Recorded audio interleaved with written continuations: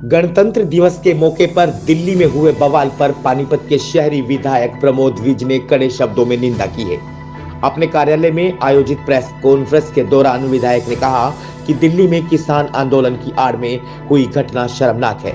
सन 1947 के बाद यह पहला मौका है जब लाल किले की प्राचीर पर राष्ट्र ध्वज के स्थान पर कोई और ध्वज लगाया गया। यह राष्ट्र का अपमान है क्योंकि लाल किला राष्ट्र की धरोहर है।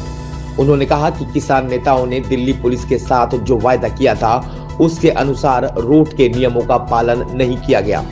इस ट्रैक्टर यात्रा को जानबूझकर सुनियोजित तरीके से दिल्ली में प्रवेश कराया गया।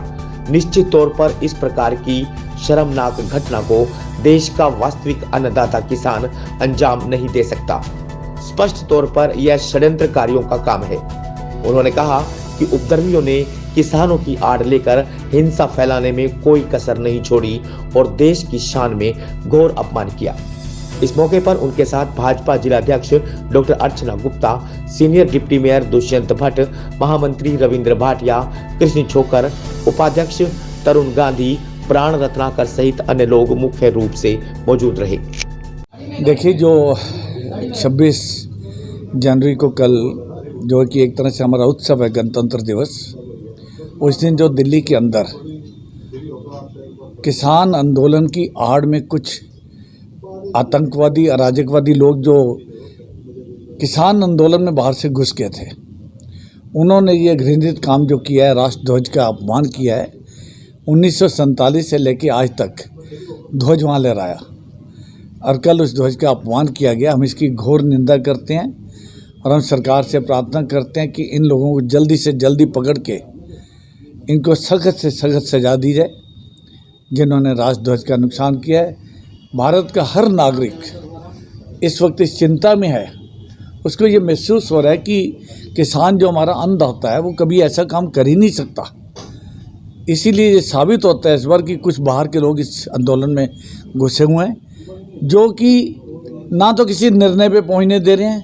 माननीय प्रधानमंत्री जी ने बार बार अलग अलग प्रपोजल कृषि मंत्री जी ने दी, यहाँ तक भी कह दिया कि कुछ साल के लिए 2 साल के लिए इस विधेयक को जो है कानून को है जो वो पेंडिंग में कर देते हैं। उसके बावजूद ये लोग नहीं माने। उन्होंने यहाँ तक भी कह दिया कि जो सरकारें, राज्य सरकारें इस कानून को लागू करना चाहती है वो करें, जो नहीं करना चाहती वो ना करे। लेकिन इस बात पर भी नहीं माने, किसी बात पर नहीं टिक रहे, क्योंकि किसानों के बीच में कुछ ऐसे लोग आ चुके हैं जो किसान नहीं हैं और वो इंस्टेबिलिटी चाहते हैं हिंदुस्तान में। दुनिया भर की फंडिंग आ रही है कहीं ना कहीं से जो इस आंदोलन को चला रही है। तो इसलिए ये चिंता की बात है।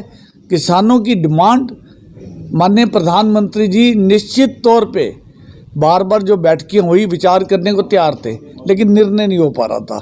तो मैं किसान भाइयों से भी, उनकी यूनियन से भी रिक्वेस्ट करता हूं कि बड़े ठंडे मन से बैठ के एक बार कानून को अच्छी तरह पढ़ें और सरकार से बातचीत करें।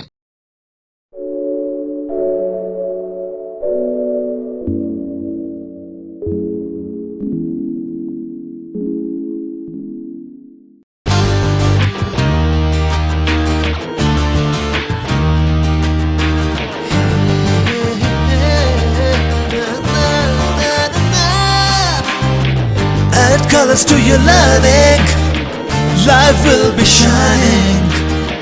You'll have a better future and you'll be smiling. Pai Sanskriti School, a better place, a better world. Pai Sanskriti School, सपनों से बेहतर कल.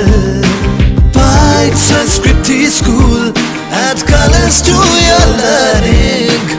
Pai Sanskriti School, your life will be shining.